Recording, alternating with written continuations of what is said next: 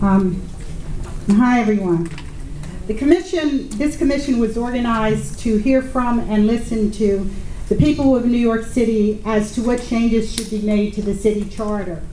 The issue that came up at every hearing, and mostly favorably, except for objections by elected officials and union members, both who benefit from the current arrangement, was the issue of nonpartisan elections.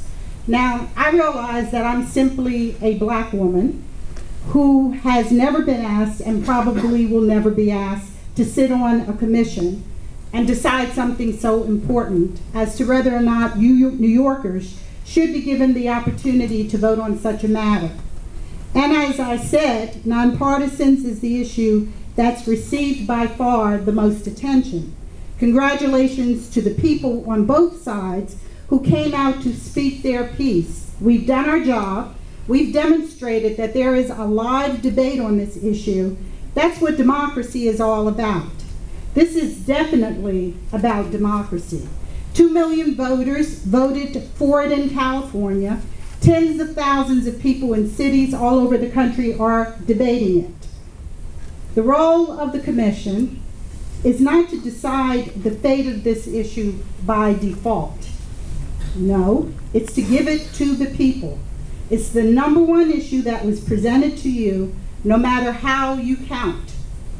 But no, the best that you have come up with as a body who was to listen to what the people of New York say is you don't have enough time, it's not been studied enough, suppose it doesn't win, it's too big, too big.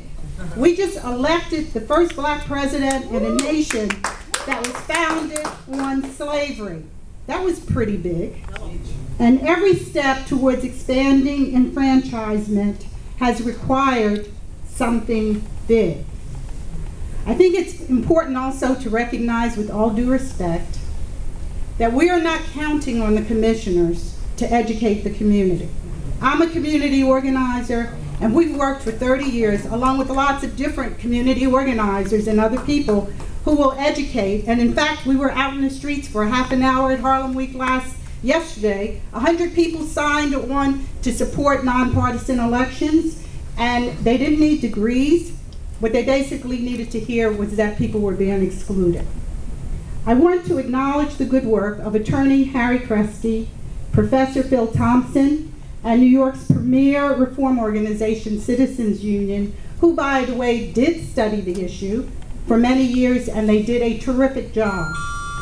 And commissioners, on behalf of many people in this room, not all of them, but many, and the many people who testified in rooms all over this city, and the many people of Harlem who are Democrats, Republicans, and independents with whom I've spoken with about this topic for years, we want to tell you that the process that you have conducted as a commission is a huge disappointment.